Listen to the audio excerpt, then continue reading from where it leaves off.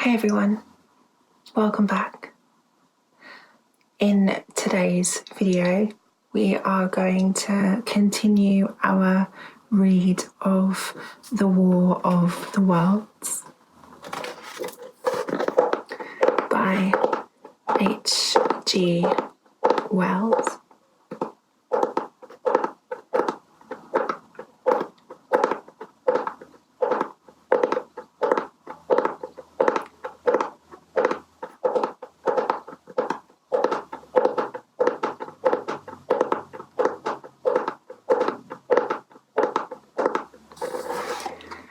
Last time we reached the end of chapter 6, and today we are going to read a couple more chapters.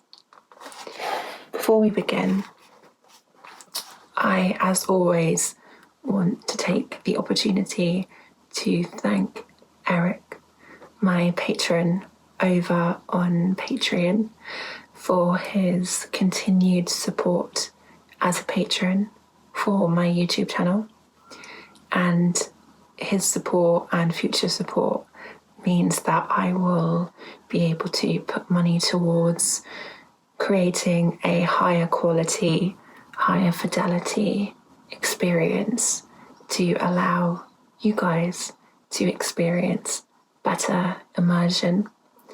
And I'm going to work towards getting a binaural microphone, which I think would just really be something special. So thank you, Eric, for allowing me to begin to work towards that goal. Without further ado, let's get started with the book. Chapter 7. How I Reached Home. For my own part, I remember nothing of my flight except the stress of blundering against trees and stumbling through the heather. All about me gathered the invisible terrors of the Martians. The pitiless sword of heat seemed whirling to and fro, flourishing overhead before it descended and smote me out of life. I came into the road between the crossroads and Horsell, and ran along this to the crossroads. At last I could go no further.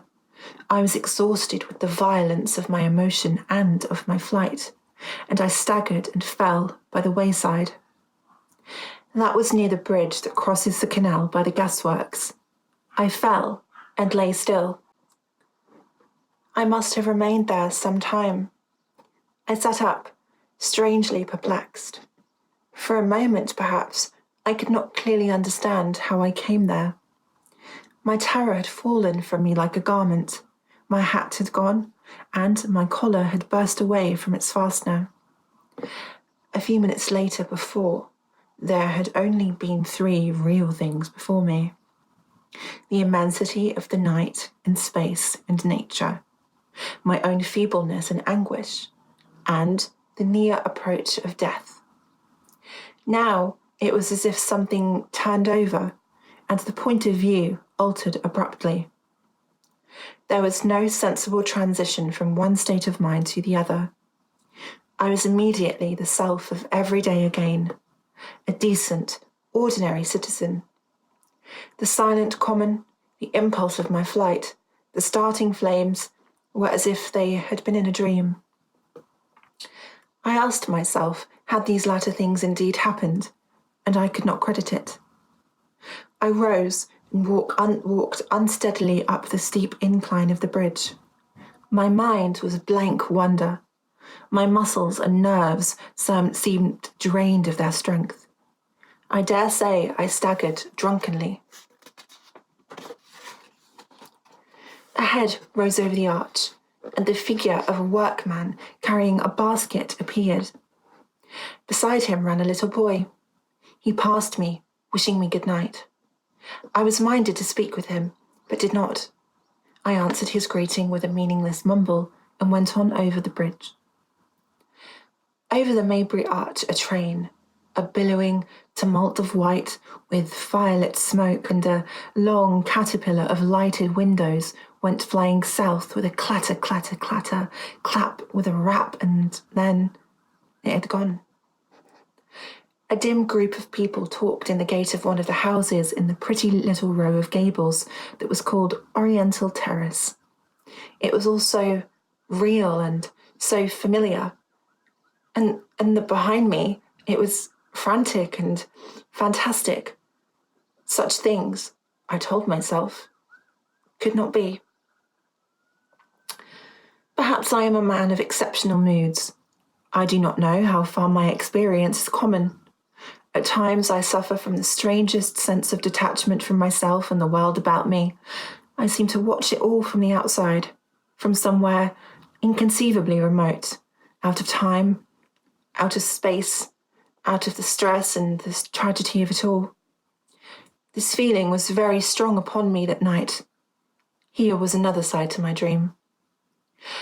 The trouble was the black incongruity of the serenity and the swift death that the flying yonder, not 2 miles away, bore. There was a noise of business from the gasworks, and the electric lamps were all alight. I stopped at the group of people. "What news from the common?" said I. There were 2 men and a woman at the gate. "Eh?" said one of the men, turning. "What news from the common?" I said. "Ain't you just been there?" asked the men. "People seem fairly silly about the common," said the woman over the gate. "What's it all about?" "Haven't you heard of the men from Mars?" said I. "The creatures from Mars." "Quite enough," said the woman over the gate, and all 3 of them laughed. I felt foolish and angry. I tried and found, and I could not tell them what I had seen. They laughed again at my broken sentences. "You'll hear more yet," I said, and went on to my way home. I startled my wife at the doorway, so haggard was I. I went into the dining room, sat down, drank some wine, and so soon as I could collect myself sufficiently, I told her the things I had seen. The dinner, which was a cold one, had already been served and remained neglected on the table while I told my story.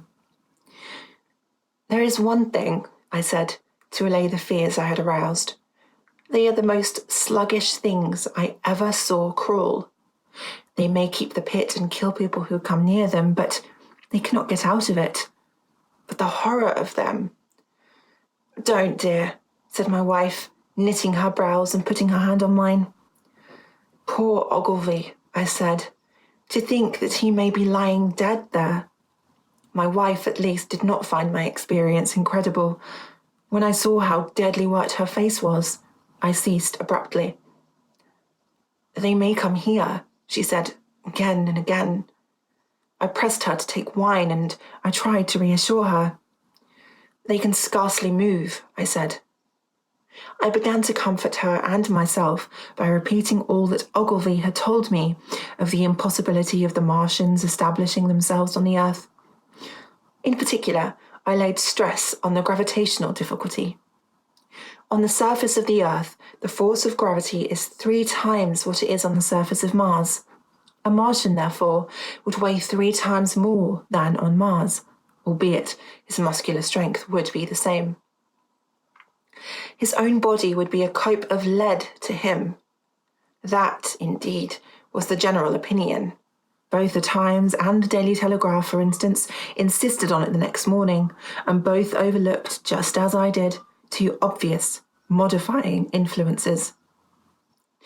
The atmosphere of the Earth, we now know, contains far more oxygen, or far less argon, whichever way one likes to put it, than does Mars. The invigorating influences of this excess of oxygen upon the Martians indisputably did so much to counterbalance the increased weight of their bodies.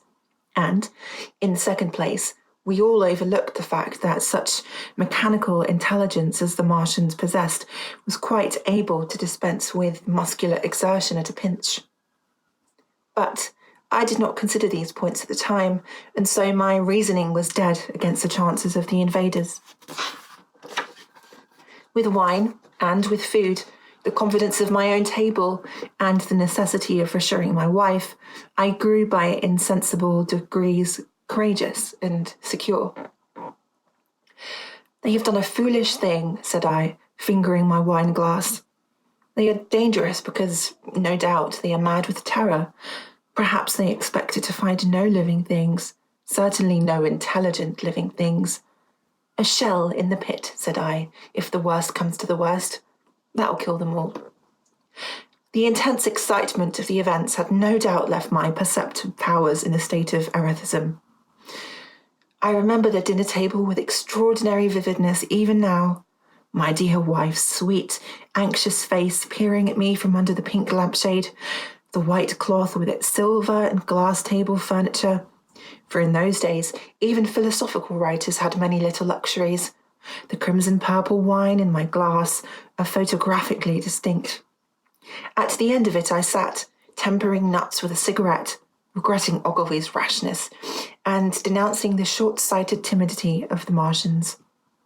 So some respectable dodo in the Mauritius might have lauded it in his nest, and discussed the arrival of that ship full of pitiless sailors in want of animal food. "We will peck them to death tomorrow, my dear." I did not know it, but that was the last civilized dinner I was to eat for very many strange and terrible days. Chapter 8. Friday night.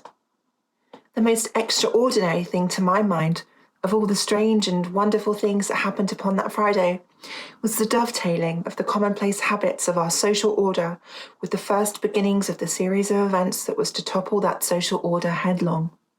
If, on Friday night, you were taken a pair of compasses and drawn a circle with a radius of 5 miles round the Woking sandpits, I doubt if you would have had one human being outside of it, unless it was some relation of Stent or of the 3 or 4 cyclists or London people lying dead on the common, whose emotions or habits were at all affected by the newcomers. Many people had heard of the cylinder, of course, and talked about it in their leisure, but it certainly did not make the sensation that an ultimatum to Germany would have done. In London, that night, poor Henderson's telegram describing the gradual unscrewing of the shot was judged to be a canard, and his evening paper, after wiring for authentication from him and receiving no reply, the man was killed, decided not to print a special edition. Even within the 5-mile circle, the great majority of people were inert. I have already described the behaviour of the men and women to whom I spoke. All over the district, people were dining and supping. Working men were gardening after the labours of the day. Children were being put to bed. Young people were wandering through the lanes, love-making. Students sat over their books. Maybe there was a murmur in the village streets, a novel and dominant topic in the public houses, and here and there a messenger or even an eyewitness of the later occurrences caused a whirl of excitement, a shouting and a running to and fro. But for the most part, the daily routine of working, eating, drinking, sleeping went on as it had done for countless years, as though no planet Mars existed in the sky. Even at Woking Station and Horsell and Chobham, that was the case. In Woking Junction, until a late hour, trains were stopping and going on, and others were shunting on the sidings, and passengers were alighting and waiting, and everything was proceeding in the most ordinary way. A boy from the town, trenching on Smith's Monopoly, was selling papers with the afternoon's news. The ringing impact of trucks, the sharp whistle of the engines from the junction, mingled with the shouts of men from Mars. Excited men came into the station about 9 o'clock with incredible tidings and caused no more disturbance than drunkards might have done. People rattling Londonwards peered into the darkness outside the carriage windows and saw only a rare, flickering, vanishing spark dance up from the direction of Horsell, a red glow and a thin veil of smoke driving across the stars, and thought that nothing more serious than a heath fire was happening. It was only round the edge of the common that any disturbance was perceptible. There were 6 villas burning on the Woking border. There were lights in all the houses on the common side of the 3 villages, and the people there kept awake till dawn. A curious crowd lingered restlessly, people coming and going, but the crowd remaining, both on the Chobham and Horshall bridges. 1 or 2 adventurous souls, it was afterwards found, went into the darkness and crawled quite near the Martians, but they never returned, for now and again a light ray, like the beam of a warship searchlight, swept the common, and the heat ray was ready to follow. Save for such, that big area of common was silent and desolate, and the charred bodies lay about it on an all night under the stars and all next day. A noise of hammering from the pit was heard by many people. So, you have the state of things on Friday night. In the centre, sticking into the skin of our old planet Earth like a poison dart, was this cylinder. But the poison was scarcely working yet. Around it was a patch of silent common, smouldering in places and with a few dark, dimly seen objects lying in contorted attitudes here and there. Here and there was a burning bush or tree. Beyond was a fringe of excitement, and further than that, the fringe the inflammation had not cracked as yet. In the rest of the world, the stream of life still flowed as it had flowed for immemorial years. The fever of war that was presently clog vein and artery, deaden nerve and destroy brain, had still to develop. All night the Martians were hammering and stirring, sleepless, indefatigable, at work upon the machines they were making ready, and ever and again a puff of greenish-white smoke whirled up to the starlit sky. About 11, a company of soldiers came through Horsell and deployed along the edge of the common to form a cordon. Later, a second company marched through Chobham to deploy on the north side of the common. Several officers from the Inkerman barracks had been on the common earlier in the day, and one, Major Eden, was reported to be missing. The colonel of the regiment came to the Chobham Bridge and was busy questioning the crowd at midnight. The military authorities were certainly alive to the seriousness of the business. About 11, the next morning's papers were able to say a squadron of hussars, 2 Maxims, and about 400 men of the Cardigan Regiment started from Aldershot. A few seconds after midnight, the crowd in the Chertsey Road Woking saw a star fall from heaven into the pine woods to the northwest. It had a greenish colour and caused a silent brightness like summer lightning. This was the second cylinder. Chapter 9. The Fighting Begins. Saturday lives in my memory as a day of suspense. It was a day of lassitude too, hot and close with, I am told, a rapidly fluctuating barometer. I had slept but little, though my wife had succeeded in sleeping, and I rose early. I went into my garden before breakfast and stood, listening, but towards the common there was nothing stirring but a lark. The milkman came, as usual. I heard the rattle of his chariot, and I went round to the side gate to ask for the latest news. He told me that during the night the Martians had been surrounded by troops, and that guns were expected. Then, a familiar, reassuring note, I heard a train running towards Woking. They aren't to be killed, said the milkman, if that can possibly be avoided. I saw my neighbour gardening, chatted with him for a time, and then strolled in for breakfast. It was a most unexceptional morning. My neighbour was of opinion that the troops would be able to capture or to destroy the Martians during the day. It's a pity they make themselves so unapproachable, he said. It would be curious to know how they live on another planet. We might learn a thing or two. He came up to the fence and extended a handful of strawberries, for his gardening was as generous as it was enthusiastic. At the same time, he told me of the burning of the pine woods about the Byfleet golf links. They say, said he, that there's another of those blessed things fallen there, number 2. But one's enough, surely. This lot'll cost the insurance people a pretty penny before everything's settled. He laughed with an air of the greatest good humour as he said this. The woods, he said, were still burning, and he pointed out a haze of smoke to me. They will be hot underfoot for days on account of the thick soil of pine needles and turf, he said, and then grew serious over poor Ogilvy. After breakfast, instead of working, I decided to walk down towards the common. Under the railway bridge, I found a group of soldiers. Sappers, I think.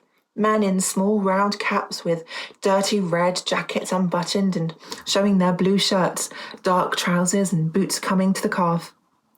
They told me no one was allowed over the canal and, looking along the road towards the bridge, I saw one of the cardigan men standing sentinel there.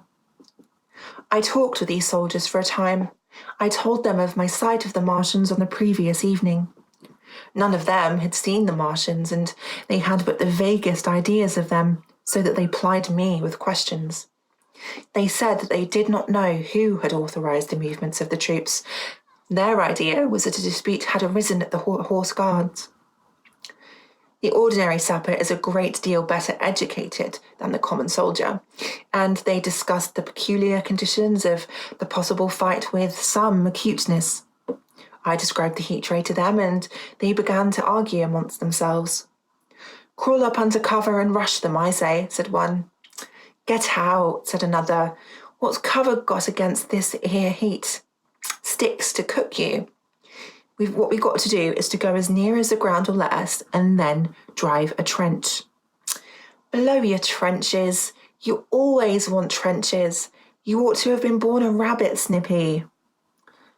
"Ain't they got any necks then?" said a third abruptly, a little contemplative man smoking a pipe. I repeated my description.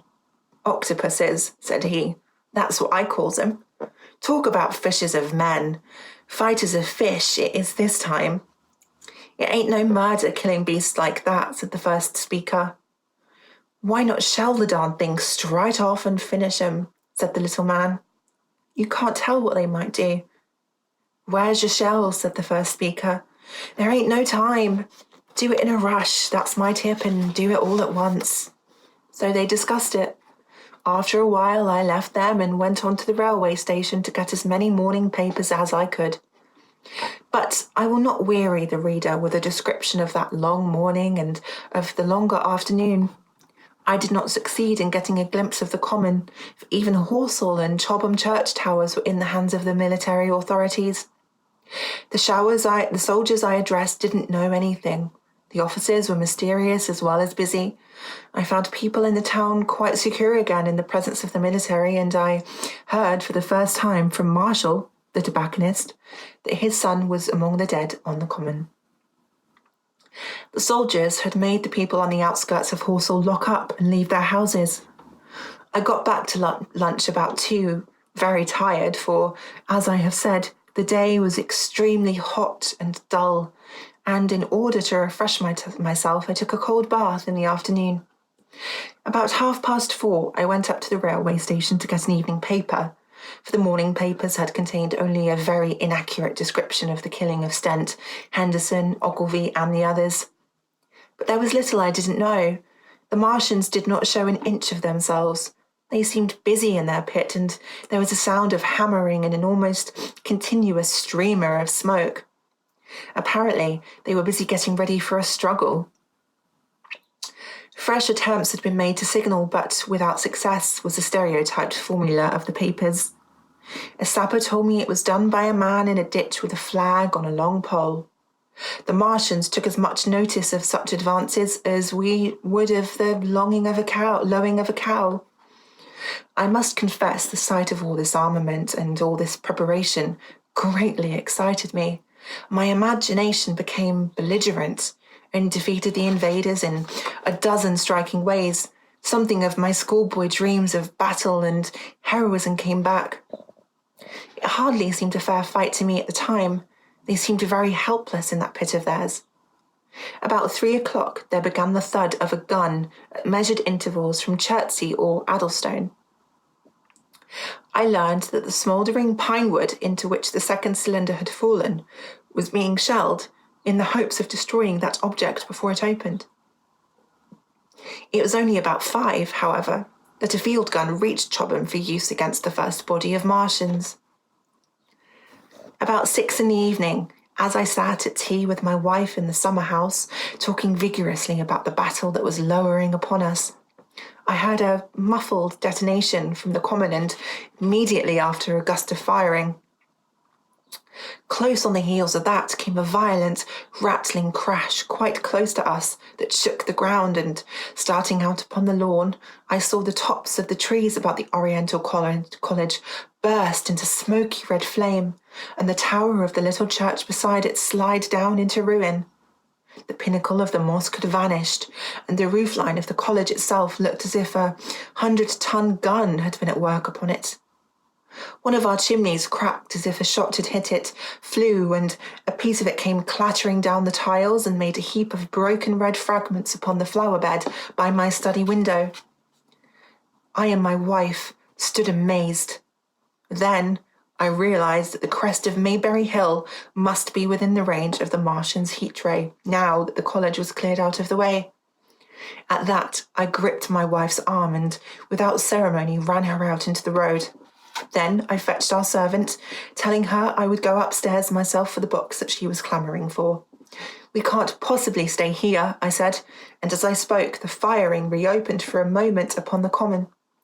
"But where are we to go?" said my wife in terror. I thought, perplexed. Then I remembered her cousins at Leatherhead. "Leatherhead," I shouted above the sudden noise. She looked away from me downhill. The people were coming out of their houses astonished. "How are we to get to Leatherhead?" she said. Down the hill I saw a bevy of hussars ride under the railway bridge. 3 galloped through the open gates of the Oriental College. 2 others dismounted and began running from house to house. The sun, shining through the smoke that drove up from the tops of trees, seemed blood red and threw an unfamiliar, lurid light upon everything. "Stop here," said I. "You are safe here," and I started off at once for the Spotted Dog, for I knew the landlord had a horse and dog cart. I ran, for I perceived that in that moment everyone upon this side of the hill would be moving. I found him in his bar, quite unaware of what was going on behind his house. A man stood with his back to me, talking to him. "I must have £1," said the landlord, "and I've no one to drive it." "I'll give you 2, said I, over the stranger's shoulder. "What for?"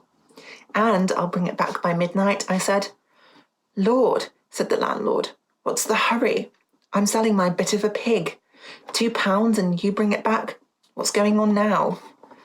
I explained hastily that I had to leave my home, and so secured the dog cart. At the time, it did not seem to me nearly so urgent that the landlord should leave his. I took care to leave the cart there and then drove it off down the road, and leaving it in charge of my wife and servant, rushed into my house and packed a few valuables such as plates we had and so forth.